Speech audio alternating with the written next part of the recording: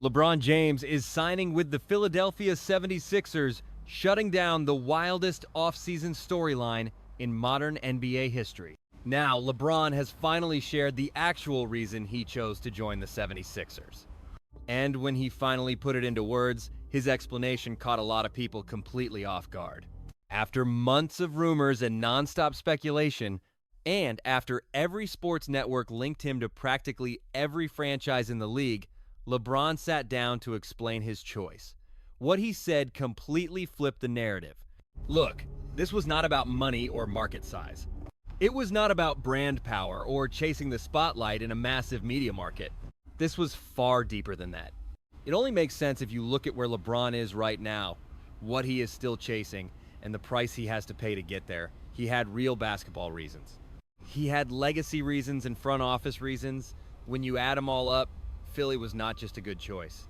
It was the only option that made perfect sense.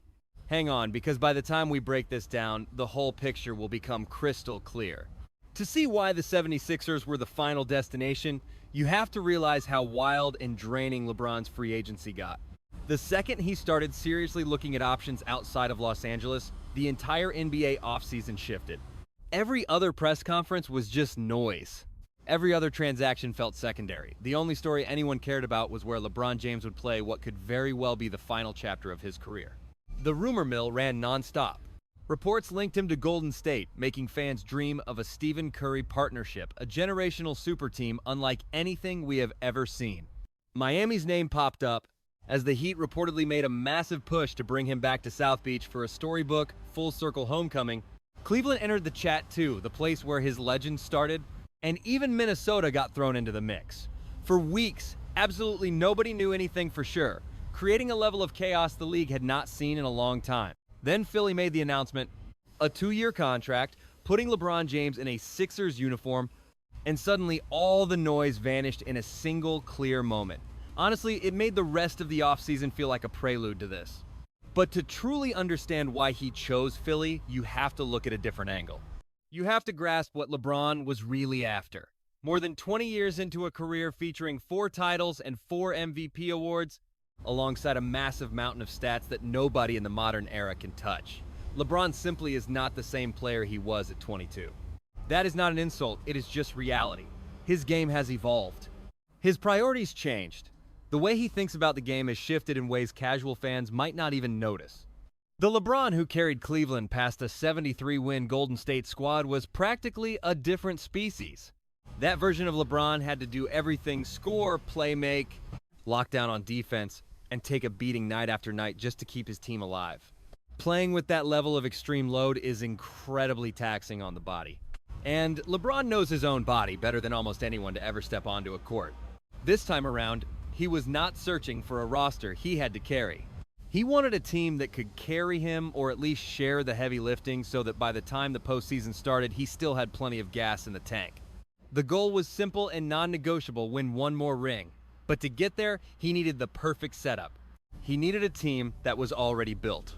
He needed co-stars who could wreck opposing defenses while he paced himself.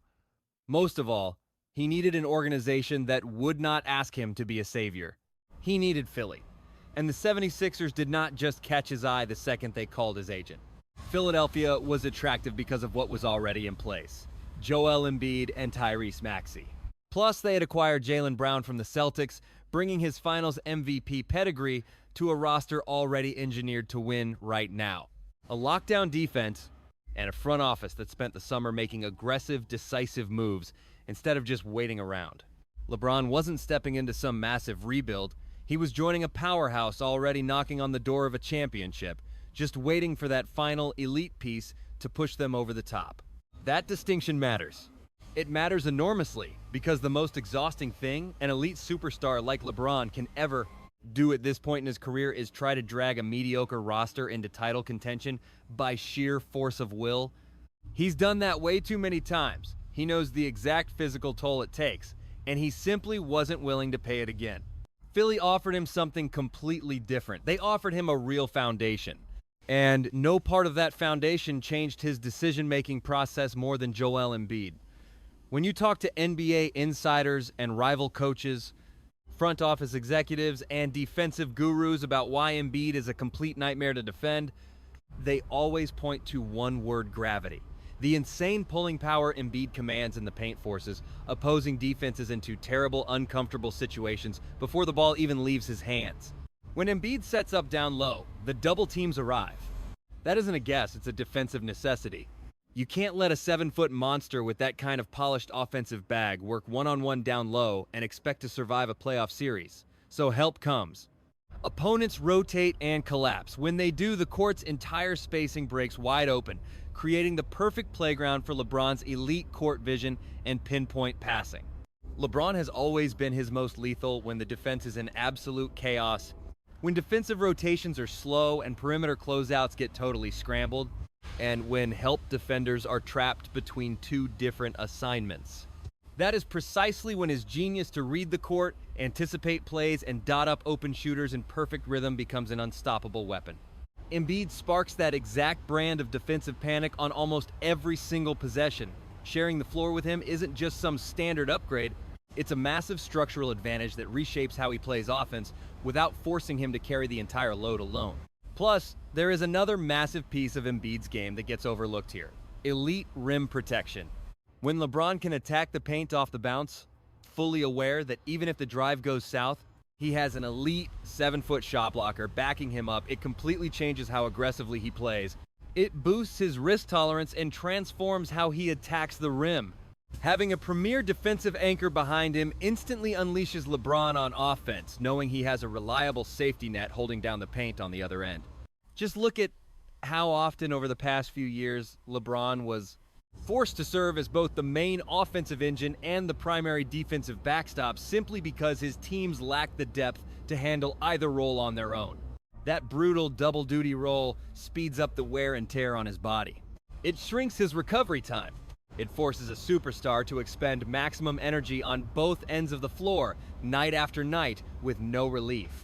In Philly, Embiid handles that defensive dirty work, freeing LeBron to pick and choose exactly where to spend his physical energy.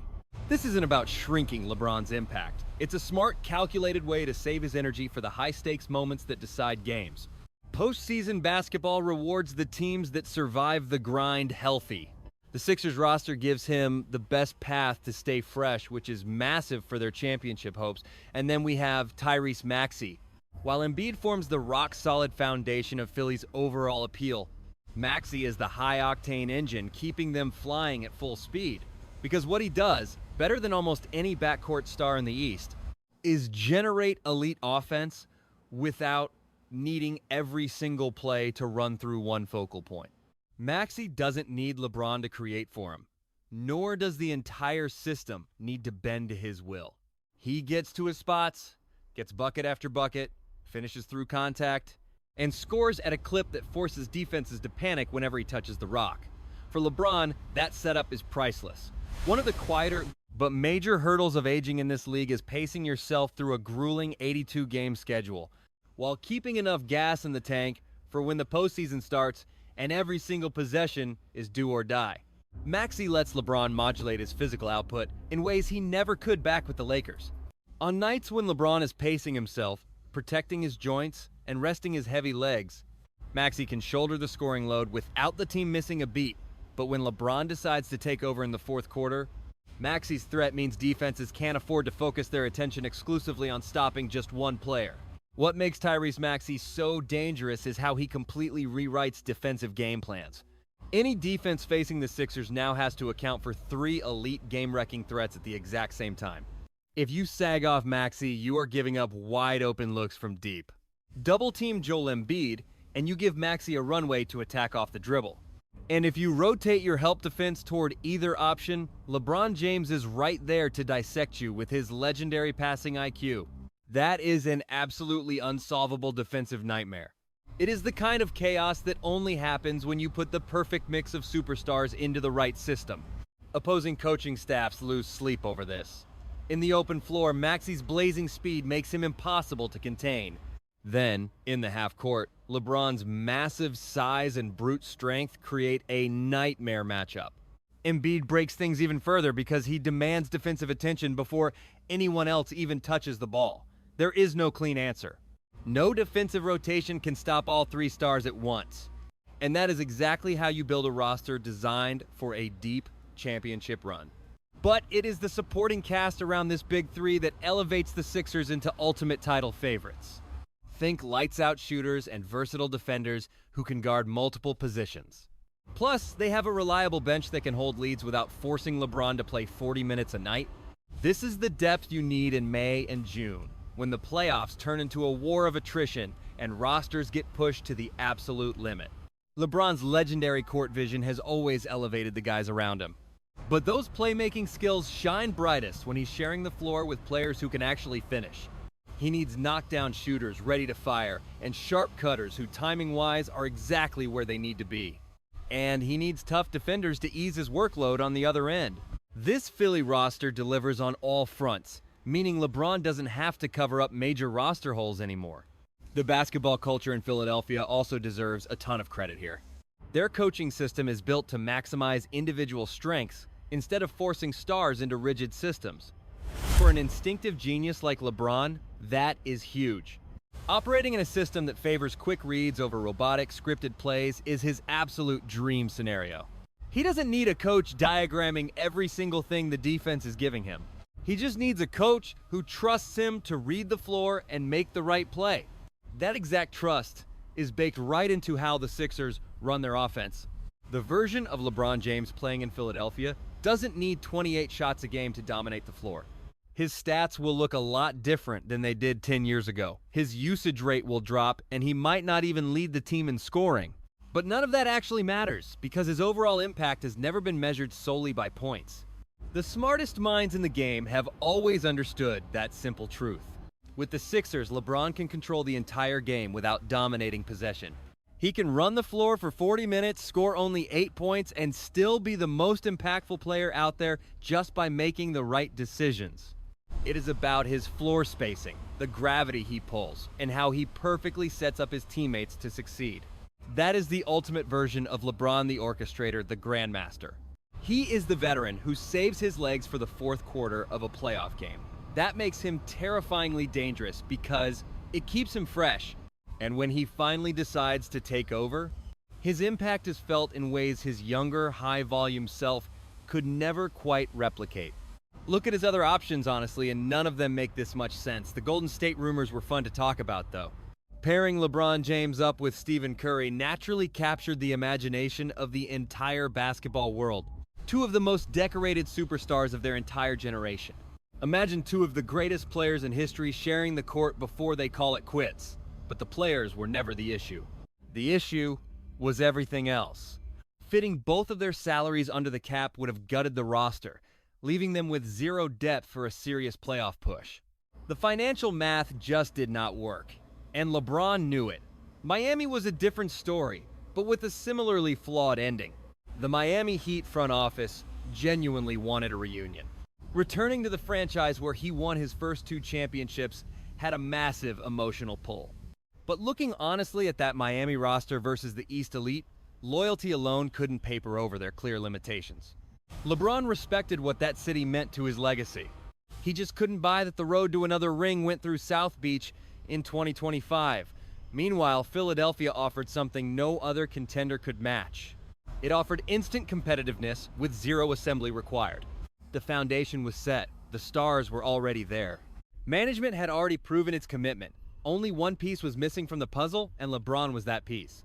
The way the front office recruited him revealed everything he needed to know about Philly's culture and priorities.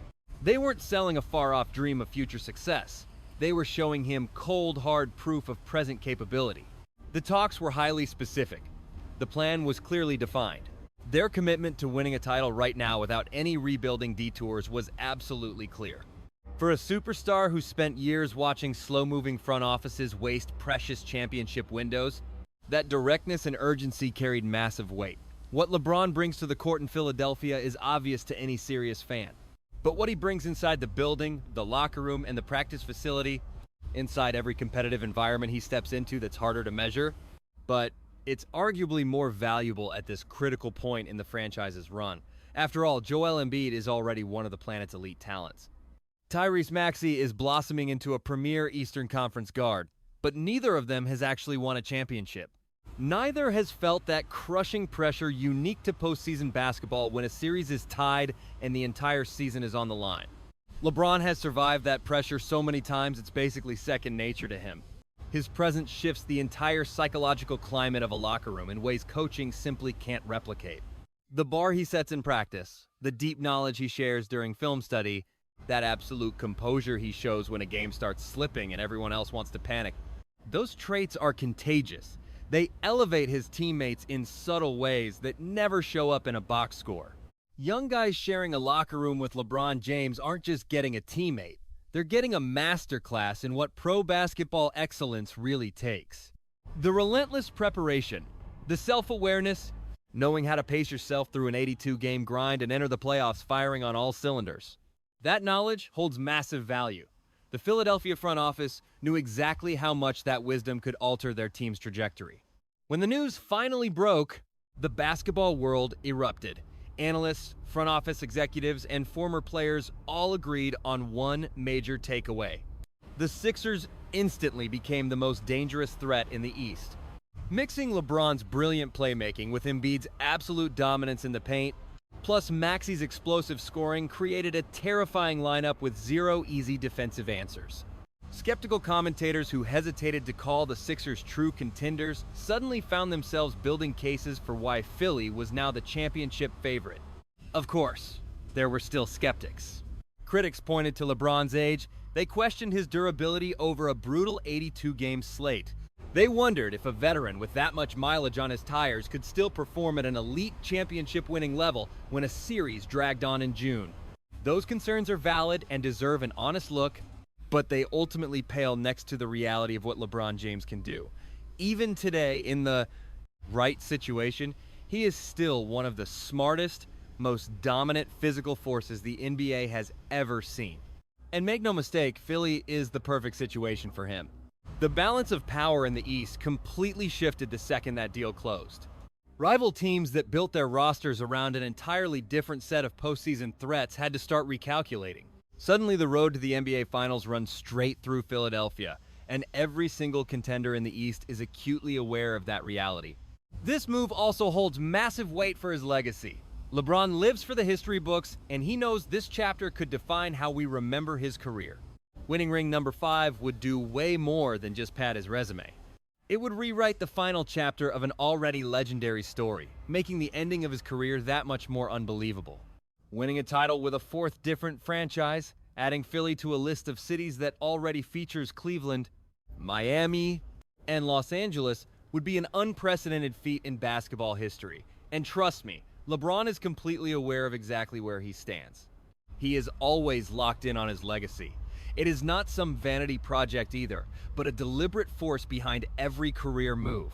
It is his competitive blueprint. Measuring himself against the ghosts of greatness, he acts accordingly. Choosing Philly was not just about finding a decent system on the court, it was about putting himself where the ultimate crown, another NBA title, was actually still within his grasp. You also have to think about what bringing a championship to Philadelphia would actually mean for those loyal fans. The 76ers have not hoisted the Larry O'Brien Trophy since 1983. 43 years of near misses from rosters that could not finish the job. A fan base that has had its heart broken in both dramatic and quiet ways. LeBron knows that painful history. He knows what delivering that long-awaited banner would mean, not just for his own story, but for every single soul in Philadelphia. Rings belong to franchises, but the real triumph belongs to the entire city. That weight is definitely not lost on a player who has always cared deeply about the communities he plays for. The expectations here are massive. This Philadelphia 76ers squad is fully expected to fight for that Eastern Conference crown. Anything less than a deep postseason run is a failure. This roster was built to win it all. Anything short of a trip to the finals will be seen as a massive waste of pure talent. They will manage his heavy workload very carefully. His regular season minutes will be strictly monitored. Expect him to sit out during tough road back-to-backs late in the year, saving his body for the brutal playoff push. Management knows the 82-game grind is just a stepping stone. The focus is simply getting to the postseason in one piece, surviving the early rounds with enough fuel left in the tank, and reaching the finals with a roster that has not been completely ground down by the brutal season. That is the game plan. It is a blueprint designed entirely around keeping LeBron fresh enough to give this team its absolute best shot at winning. When you piece together every single factor behind this shocking move, the whole story starts to make perfect, logical sense. LeBron chose Philly because Joel Embiid is a dominant paint force who opens up massive opportunities for everyone on the floor, because Tyrese Maxey can run the offense on his own, taking a massive load off LeBron's shoulders during the season, because the shooters and role players can actually knock down open looks created by LeBron's legendary playmaking, because the coaching staff trusts his high basketball intelligence and runs a fluid system instead of rigid, predictable plays, because the front office proved they wanted to win right now instead of waiting, offering a complete, competitive roster ready to fight for a ring. At this stage, LeBron needed to join a team, not build one. And tucked deep inside all of those purely basketball reasons, there was a legacy-defining truth that frames this entire move. He wants one more ring, one final chance to walk off the court on top. To the average fan, the 76ers were not the obvious choice here. This was not a headline-grabbing union like Golden State, or the emotional homecoming a return to Miami would have been. But they were the smart choice. The right basketball move and the right decision for his legacy. The right move for his longevity. When he signed with Philly, LeBron did exactly what he has always done at major career crossroads. He looked at the situation honestly, ignored all the media noise, figured out what winning really took, and made the move that got him closest. This signing could very well become the definitive final act of the greatest career our generation has ever witnessed. Not because Philly is a flashy market, or because this narrative is the most cinematic story out there, but because this is where LeBron James gives himself the best shot at capturing the one thing he still desires. And if it actually works, if this roster gels and survives the brutal Eastern Conference to reach the ultimate stage where LeBron intends to take them, it proves that even at the tail end of an unprecedented career, LeBron James still knew exactly what he was doing. So, where do you stand on this? Can this new-look Philadelphia core actually win a championship with LeBron James leading the charge? Or are they still one piece away from being a true contender? Drop your take below. This conversation is only getting started. If you're not subscribed yet, now's the time. This story will build all season, and you don't want to miss a single second of what comes next.